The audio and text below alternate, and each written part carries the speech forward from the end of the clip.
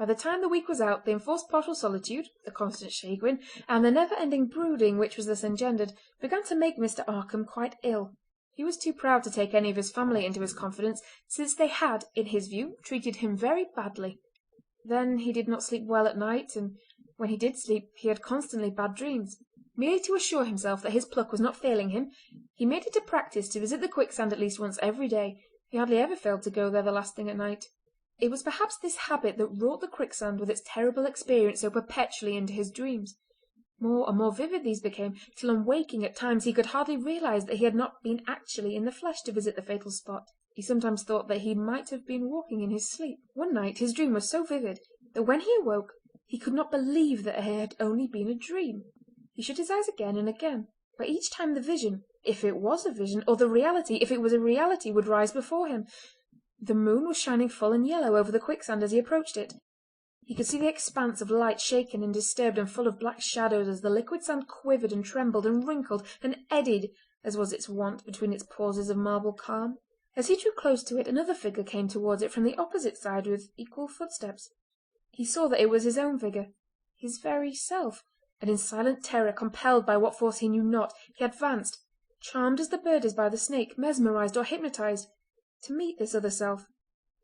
As he felt the yielding sand closing over him he awoke in the agony of death, trembling with fear, and, strange to say, with the silly man's prophecy seeming to sound in his ears. "Vanity of vanities, all is vanity. See thyself and repent ere the quicksand swallow thee." So convinced was he that this was no dream that he arose, early as it was, and dressing himself without disturbing his wife, took his way to the shore. His heart fell when he came across a series of footsteps on the sands, which he at once recognised as his own. There was the same wide heel, the same square toe.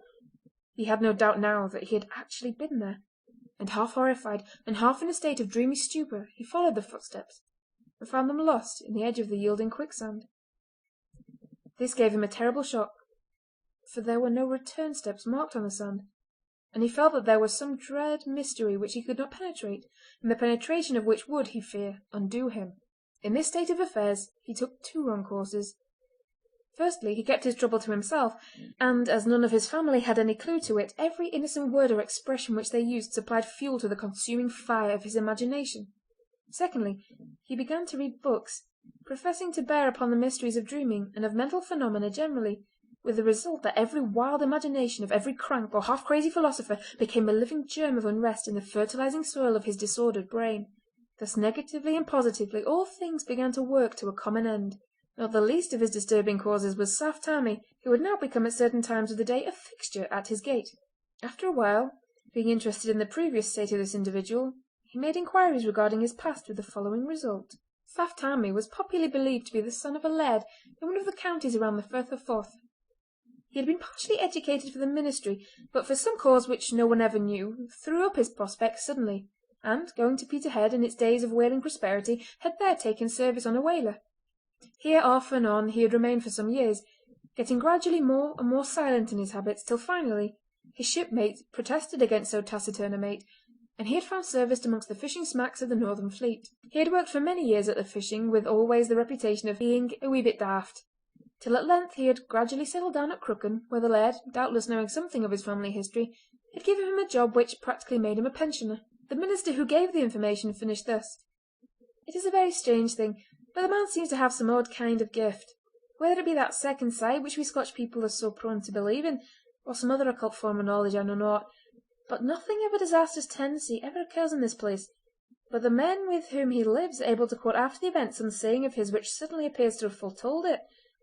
He gets uneasy or excited, wakes up, in fact, when death is in the air." This did not in any way tend to lessen Mr. Markam's concern, but on the contrary seemed to impress the prophecy more deeply on his mind. Of all the books which he had read on his new subject study, none interested him so much as a German one, Die Doppelgänger, by Dr. Heinrich von Aschenberg, formerly of Bonn. Here he learned for the first time of cases where men had led a double existence, each nature being quite apart from the other, the body being always a reality with one spirit, and a simulacrum with the other. Needless to say that Mr. Markam realised this theory as exactly suiting his own case.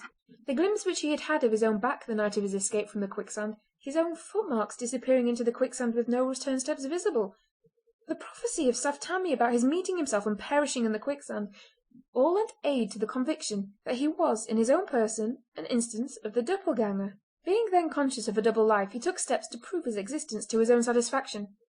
To this end, one night before going to bed, he wrote his name in chalk on the soles of his shoes. That night he dreamed of the quicksand, and of his visiting it, dreamed so vividly that on walking in the grey of the dawn he could not believe that he had not been there. Arising, without disturbing his wife, he sought his shoes. The chalk signatures were undisturbed. He dressed himself and stole out softly. This time the tide was in, so he crossed the dunes and struck the shore on the further side of the quicksand. There, oh horror of horrors, he saw his own footprints dying into the abyss. He went home a desperately sad man. It seemed incredible that he, an elderly commercial man, who had passed a long and uneventful life in the pursuit of business in the midst of roaring practical London, should thus find himself enmeshed in mystery and horror, and that he should discover that he had two existences. He could not speak of his trouble even to his own wife, for well he knew that she would at once require the fullest particulars of that other life, the one which she did not know, and that she would at the start not only imagine but charge him with all manner of infidelities on the head of it. And so his brooding grew deeper and deeper still. One evening, the tide then going out and the moon being at the full, he was sitting waiting for dinner when the maid announced that Saft Tammie was making a disturbance outside because he would not be let in to see him. He was very indignant, but did not like the maid to think that he had any fear on the subject, and so told her to bring him in. Tammie entered, walking more briskly than ever with his head up and a look of vigorous decision in the eyes that were so generally cast down. As soon as he entered he said, "I have come to see you once again, and there you sit, still just like a cockatoo on a perch. Well, mon, I forgive you. Mind you that I forgive you." And without a word more he turned and walked out of the house, leaving the master in speechless indignation. After dinner he determined to pay another visit to the quicksand. He would not allow even to himself that he was afraid to go, and so about 9 o'clock, in full array, he marched to the beach, and passing over the sands sat on the skirt of the nearer rock. The full moon was behind him, and its light lit up the bay so that its fringe of foam, the dark outline of the headland and the stakes of the salmon nets were all emphasised. In the brilliant yellow glow the lights in the windows of Port Crooken and in those of the distant castle of the Lead trembled like stars through the sky. For a long time he sat and drank in the beauty of the scene, and his soul seemed to feel a peace that he had not known for many days. All the pettiness and annoyance and silly fears of the past week seemed blotted out, and a new holy calm took the vacant place. In this sweet and solemn mood he reviewed his late action calmly, and felt ashamed of himself for his vanity and for the obstinacy which had followed it. And then and there he made up his mind that the present would be the last time he would wear the costume which had estranged him from those whom he loved, and which had caused him so many hours and days of chagrin, vexation, and pain. But almost as soon as he arrived at this conclusion, another voice seemed to speak within him, and mockingly to ask him if he should ever get the chance to wear the suit again, that it was too late. He had chosen his course and must now abide the issue. "It's not too late," came the quick answer of his better self, and full of the thought, he rose up to go home and divest himself of the now hateful costume right away. He paused for one look at the beautiful scene. The light lay pale and mellow, softening every outline of rock and tree and housetop, and deepening the shadows into velvety black, and lighting, as with a pale flame, the incoming tide that now crept fringe-like across the flat waste of sand. Then he left the rock and stepped out for the shore. But as he did so a frightful spasm of horror shook him, and for an instant the blood rushing to his head shut out all the light of the full moon. Once more he saw that fatal image of himself moving beyond the quicksand from the opposite rock to the shore. The shock was all the greater for the contrast with the spell of peace which he had just enjoyed, and almost paralysed in every sense he stood and watched the fatal vision and the wrinkly crawling quicksand that seemed to writhe and yearn for something that lay between. There could be no mistake this time, for though the moon behind threw the face into shadow, he could see there the same shaven cheeks as his own, and the small stubby moustache of a few weeks' growth. The light shone on the brilliant tartan and on the eagle's plume. Even the bald space at one side of the Glengarry cap glistened, as did the cairngorm brooch on the shoulder and the tops of the silver buttons. As he looked, he felt his feet slightly sinking, for he was still near the edge of the belt of quicksand, and he stepped back. As he did so, the other figure stepped forward, so that the space between them was preserved.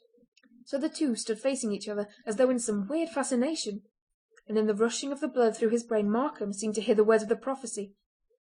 "See thyself face to face, and repent ere the quicksand swallow thee." He did stand face to face with himself.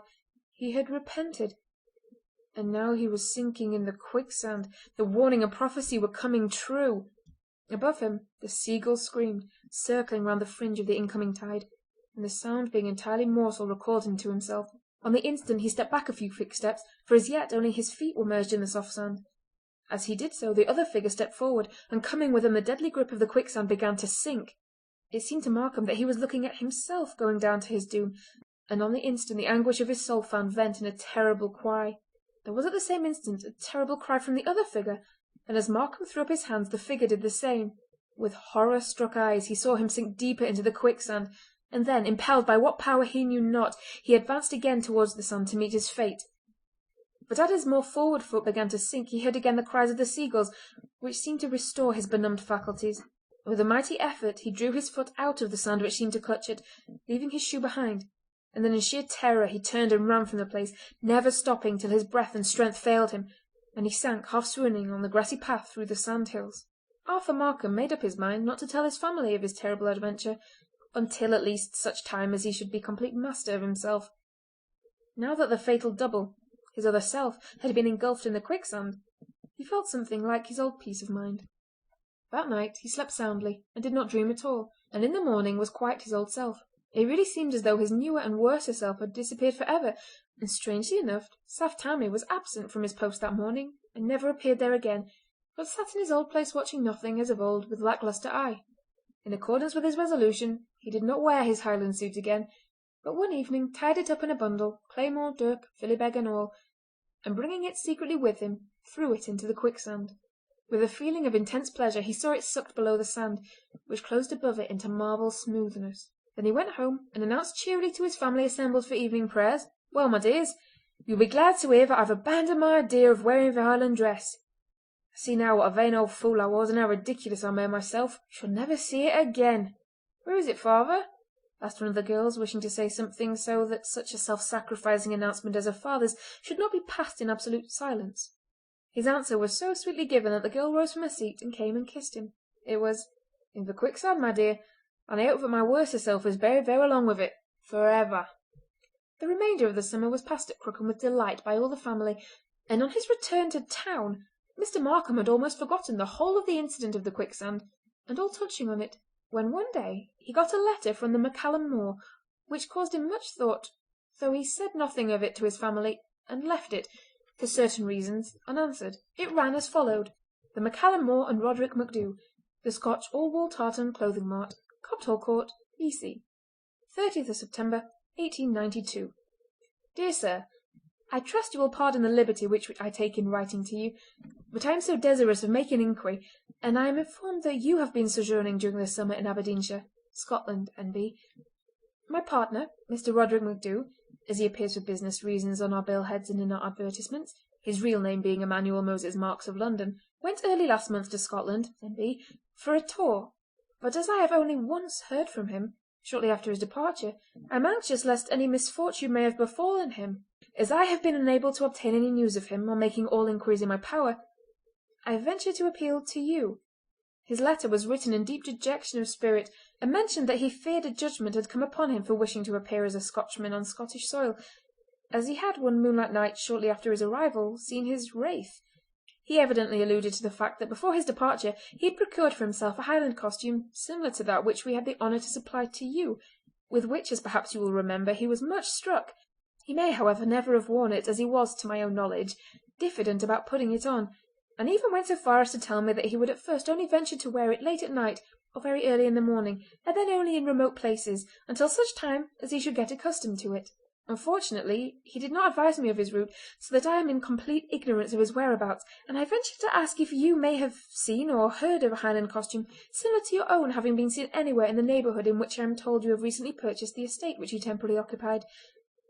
I shall not expect an answer to this letter unless you can give me some information regarding my friend and partner, so pray do not trouble to reply unless there be cause. I am encouraged to think that he may have been in your neighbourhood, as, though his letter is not dated, the envelope is marked with the postmark of Yellon, which I find is in Aberdeenshire, and not far from the Mains of Crooken. I have the honour to be, dear sir, yours very respectfully, Joshua Sheeny Cohen Benjamin, The MacCallum More.